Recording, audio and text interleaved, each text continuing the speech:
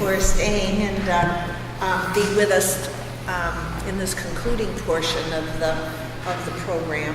As you've heard throughout the evening, and you see, here we have 6 Orthodox Christians, 6 Orthodox composers, and representing the breadth and scope of what you heard tonight, faced with the challenge of thinking about a psalm and thinking about how to set it, reflecting an Orthodox tradition, and then also thinking about how in the world is this all going to come together. And over the past 2 days, those of us who were fortunate to be mice on the walls, we saw them not even struggling with the questions that surround this project, but dealing with a lot of things to set the stage for them going back to begin their compositional work. They had all sorts of decisions to make. They talked about should we have movements or should it be seamless? How should we set the text? Should it be syllabic or should it be melismatic? Where should we put the chant? Where should it be polyphony? How many voices will be singing this work? How are we, I think the biggest question, as you've heard alluded tonight, how are we going to achieve cohesiveness when we represent so much depth and breadth of what's within the Orthodox tradition? So I thought it might be intriguing just to get us started with a little conversation, to ask them to share with you a little bit on this question, because I think we all felt this up until yesterday, is think of the challenges that a project like this brings to you as composers.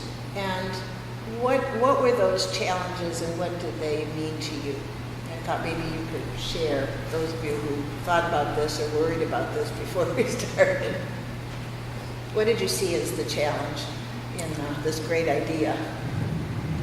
My biggest challenge, and it's still a challenge that I'm wrestling with, if you compare writing a composition like building a house, what this project is asking us to do is to kind of build a house without knowing what the other person is building as part of the house. So you're building a door and another person's building a wall.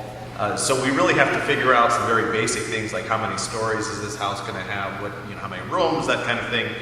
And you hope that when you come back with your window and someone else comes back with a door, it all fits together. So I think the challenge we're facing is how to make intelligent, meaningful compositional decisions without all the information that you have. I think one way that we're going to deal with that is by incorporating in music what's called a ritornello idea, a recurring motivic, harmonic or melodic idea that comes back in each of our adaptations or each of our compositions. And that's one way to maybe get some cohesiveness. Anybody else? Well, I was too concerned about this matter of cohesiveness, but tonight after hearing the music that was performed and so eloquently, I don't think this is going to be the problem maybe that I had in mind, that the music, although represents different traditions, and there are differences certainly, I don't think we're that far field apart, harmonically, melodically, polyphonically, in every way. And I think that it will be a successful collaboration. I have complete faith in the other composers, and hopefully I can contribute something to this greater cause. Yes. I think one thing that probably should be said, I mean, it's been implicit in certainly what John did, but it's really implicit in what all of us do, and that is that even though the musical traditions are very different one from another, there is one thing that unifies them all. And this is something which is quite different from sacred music in the Western tradition, and that is that this song is born, is rooted, and lives in the Orthodox liturgy for Vespers. That's, as far as we are concerned, that's its place. That's where it belongs.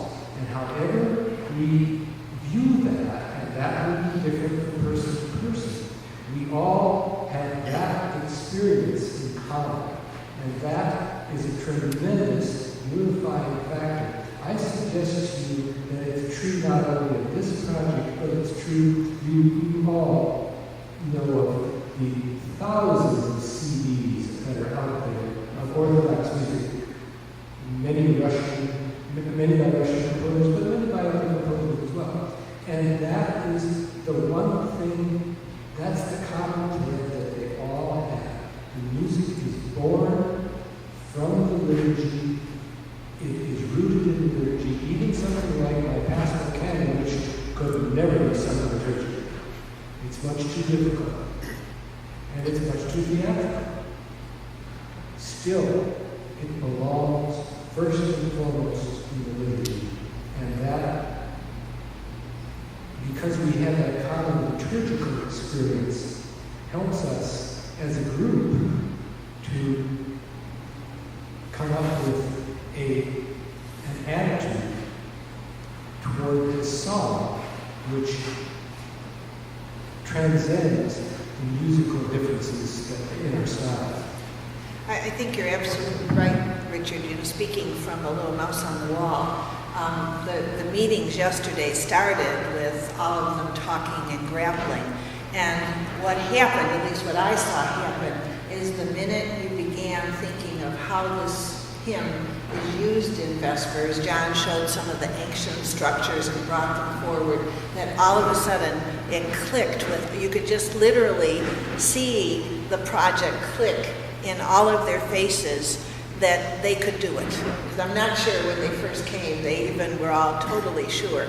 But I think exactly what Richard said, once it was set into what was familiar across everybody, the structure was decided, the tone was decided, the verses were split, the unifying call to worship was decided upon as a way to keep everything together, and all of that came out of their liturgical experience. Other challenges, John, did you have? Well, I just wanted to reiterate what both of you just said, that the presentation that I made with Alex and Richard and the help of the baritones from the choir, thank you very much, of singing that "Come Let Us Worship" and "Fall Down," and also those tropes that I mentioned, the extra text that was tacked on to the end of the verses towards the end of the psalm, talking about Trinitarian dogma and theology. We eventually decided on including in the project because what it does is, again, couch and frame the psalm itself in a liturgical context. When we started out, what we were given was a translated text of the 103rd Psalm according to the Septuagint. But immediately it became clear that that was somehow insufficient for us as Orthodox musicians. I hesitate to call myself a composer, but as Orthodox musicians to consider this psalm in any other context other than how it is meant to be done liturgically, it just seemed impossible for us. And as Vicki was saying, as soon as we started thinking about it in terms of its liturgical place, then things really started to get cooking. Matthew, did you have something? Just to elaborate on what John was saying about those tropes that we chose to include, together with refrains, those indeed, as Richard was saying, drew on our shared liturgical understanding of the psalm, and at the same time gave us a specific technical solution to the challenge of meshing together the different styles that are present, because we'll all be dealing with the same refrain in different ways. You talked about the challenges. You've alluded already, I think, to what you see as the creative opportunities. I know Alex talked early on about how things could be brought down to basics, smallest, simplest statements, and then the composers also have the opportunity to expand them and explode them up to what they want and then bring them back together to this cohesive thing. I didn't want to put you on the spot, Alex. I want to talk about that, but and the others to talk about the creative opportunities that you see in this unusual collaboration. Well, I think one issue here, and again, sorry for my voice, one issue is that in this country we're in a kind of unique situation, and this project actually puts us in a space that's almost a little uncomfortable, that we tend to ignore as church musicians.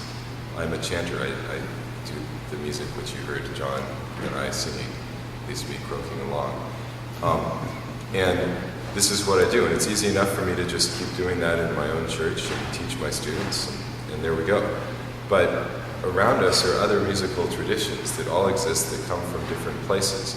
So if you look at musical style, if you think of all of the things all of the sounds you could make with the human voice, from that you have to carve a subset of them, and that creates your style.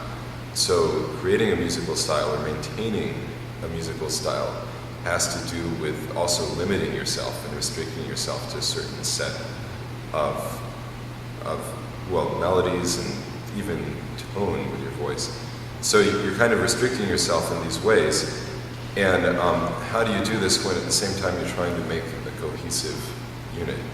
So a piece which is cohesive across multiple styles. So we haven't actually done that yet, and we've talked about that, and I think it's a very interesting question. One of the ways we tried to look at it was, as Vicki was describing in chant at least, modes, rather than just being a set of pitches, they're kind of a family of melodies. And those melodies can be reduced down to very simple melodic statements without all of the ornamentation and other things, which then we thought could be used and shared amongst the different styles, so that when we put them all back together, maybe there'd be this kind of cohesion across the styles. Again, we haven't done any of this yet, but it's a thought. John, do you want to just, I don't want to put you on the spot either, but just to enlighten people, would you just chant that basic sort of presentation of the call to worship that the group decided was going to be this unifying and recurring? Well, actually, it's the refrain, "Glory to you, O God, Alleluia," which there are a couple of different versions, as you heard tonight, but we decided to, I don't know if I want to give this away, actually, but anyway, we decided to use the one of the refrains as a sort of unifying musical idea, which is so in English, "Glory to you, O God, Alleluia."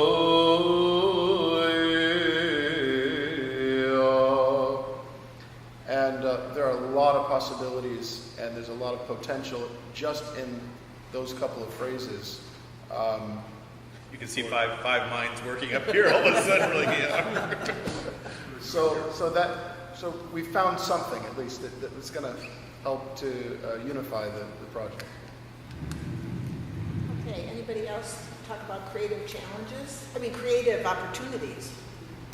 You can tell I'm a strategic planner. It's always threats, then opportunities. I'm not sure which this is, whether it's an opportunity or a challenge. I rather suspect it's more of the latter.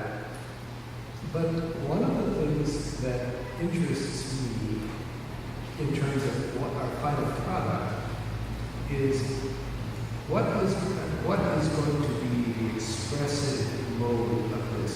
Most of the musical versions of Psalm 103 are broad and meditative in character. Most, but there are some rather famous ones. The one I'm thinking of right now is how the Senator Olafson said it, which is just the opposite. It's brisk and joyful. We haven't even gone there yet, and I don't know whether we're going to, but this clearly, we have 6 different people here, and I can just imagine that somebody is going to say, I don't want to do broad and meditative. I may want to do something completely other. And how that's going to fit in will be a very interesting situation indeed. I am not giving you this. We did forget to talk about tempo. We did. You did. Oh, that is. Any questions of the composers that you in the audience would like to pose? What's the song? Can you read the song? Can you read it? You got it, Matthew? Just happen to have it.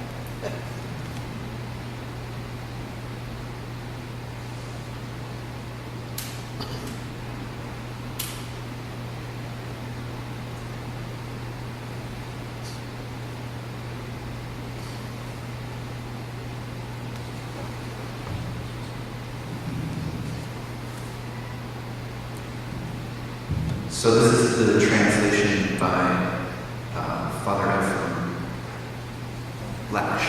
Thank you. Bless the Lord, my soul. O Lord my God, you have been greatly magnified. You have clothed yourself with thanksgiving and majesty, wrapping yourself in light as a cloak, stretching out the heavens like a curtain, roofing his upper chambers with waters, placing clouds as his steps, walking on the wings of the wind, making winds his messengers and flames of fire his ministers, establishing the earth on its sure base. It will not totter to age on age. The deep, like a cloak, is its covering. Waters will stand upon the mountains. At your rebuke they will flee. They will quail at the voice of your thunder. Mountains ascend and plains descend to the place that you established for them. You fixed a limit that they will not pass, nor will they return to cover the earth, sending out springs in the valleys. Waters will run between the mountains. They will give drink to all the beasts of the field.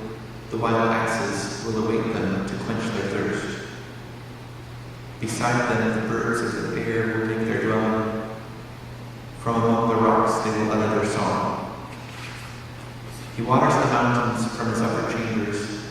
The earth will be filled from the fruit of your works.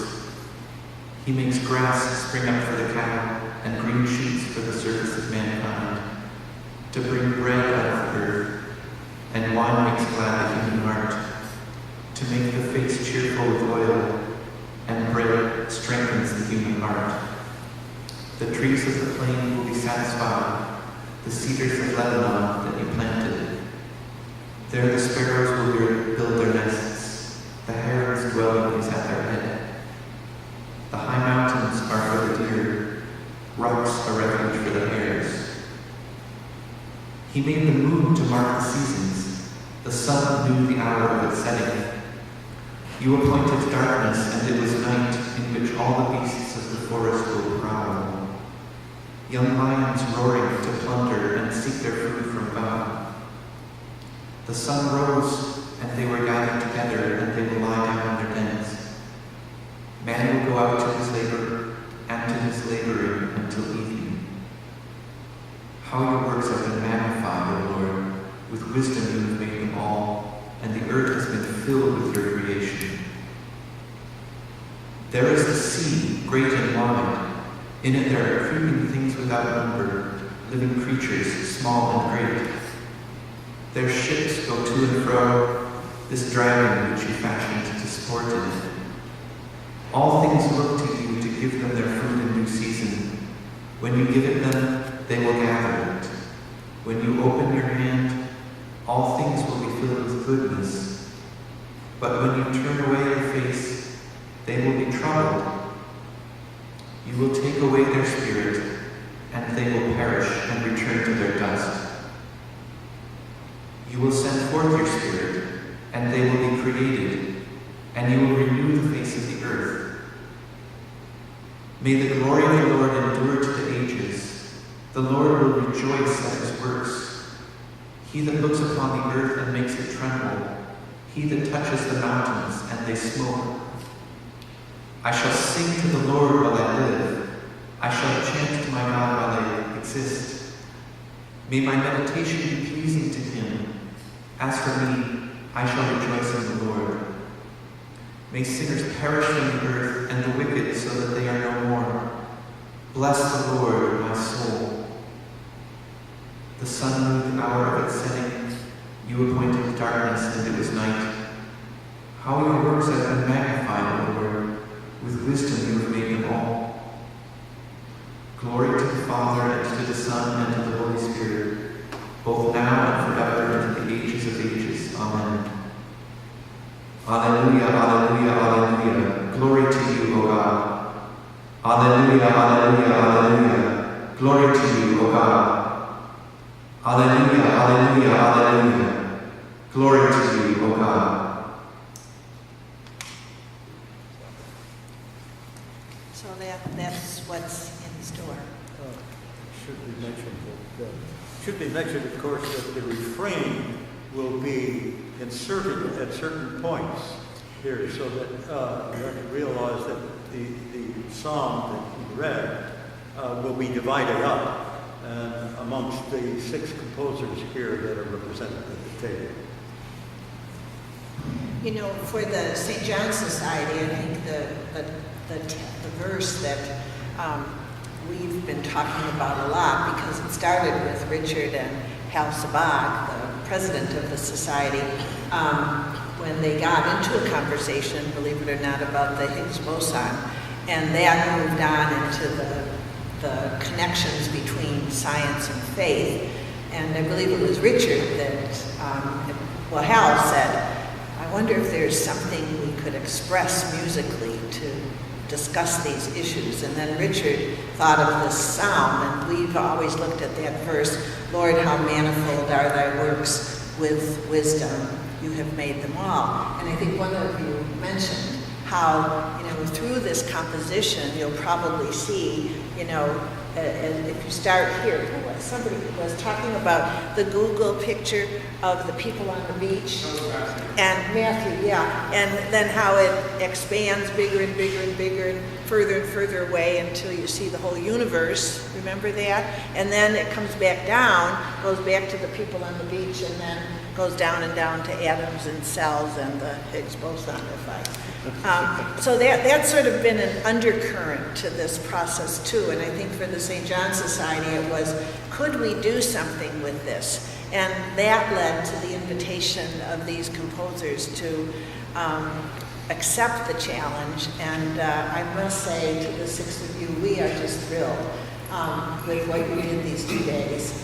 And with your presence and your ideas. And as I said, and I know speaking for Hal and Lord, all the members of the board who are privileged to be able to sit in on your discussions, because they knew the questions to ask each other.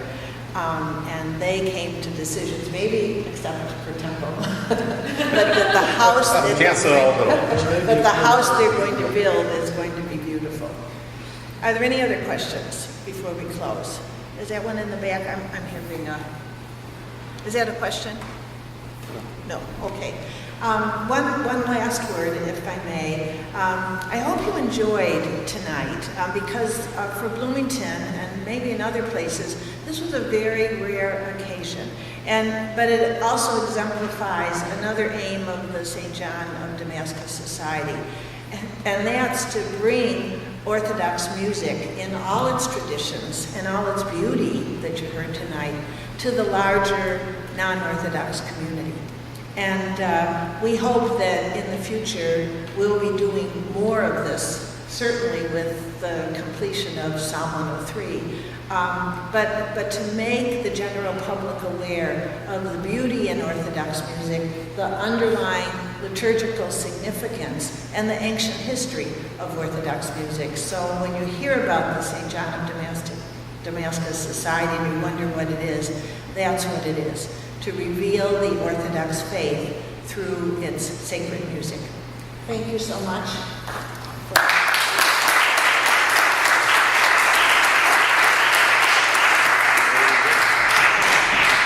And thank you all for your attendance tonight and your presence. Thank you. Gary, you have a question? I do have a sort of question. First, this event is very commendable, and the devotion of these gentlemen is very, very commendable. But sort of reactionary question, how does ethnicity and time relate to the differences in the various Eastern Orthodox churches? I mean, do you find when you in Russia, when you go from one church to the next, much difference? Or how much difference do you find between Russia and Greece? And are these temporal? In other words, time related, or is it ethnic related? Yes. I think the answer is yes. Sorry, but it's been boiling in my head all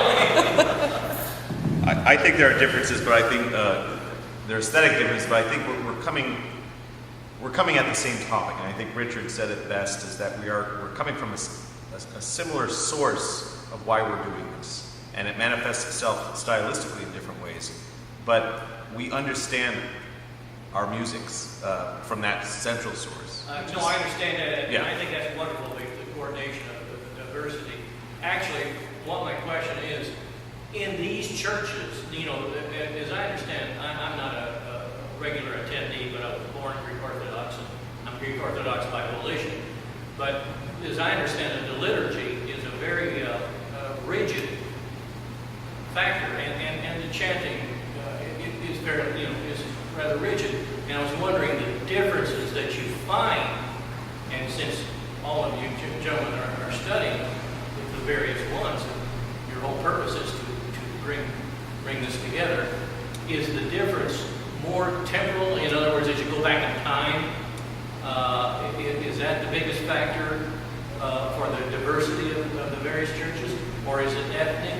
Or is it regional? What creates the difference? Do you see what I mean? It's just a rhetorical. The glib answer is yes. As Thank you. It's a bit of a sort of Orthodox myth that once upon a time the whole church, the entire empire, worshipped with the exact same music, and it was very simple. And then through the years, it got more and more complex, and the chanters hijacked the liturgy from the people, and then it went out into all the world, and it got corrupted by various influences here and there, and that's why we have this. Right? I think it's nonsense.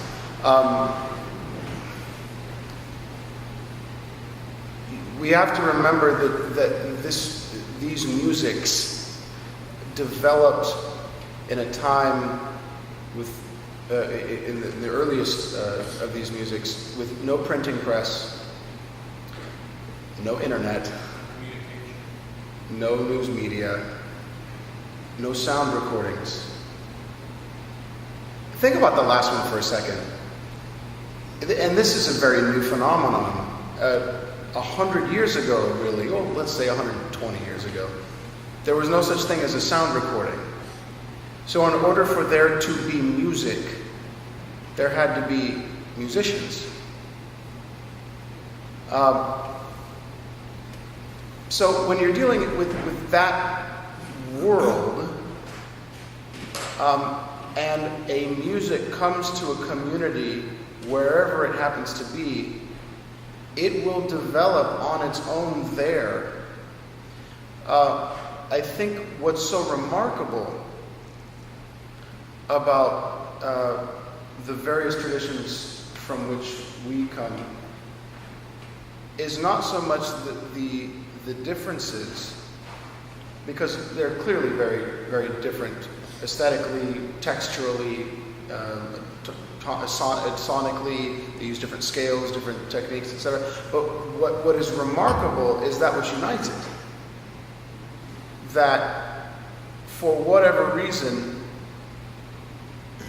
all of these musics function within the liturgy in the way that really makes the liturgy, right? And unfortunately, in order to get into more details as to how that happens in various cultures, and whether the factors are more from the passage of time or change in culture or locale, that's a doctoral thesis. I mean, that's, you know, you could write that's a doctoral thesis. You could write a book on that. And many have been, actually. I'll go to school. I'm only 73, so maybe I should.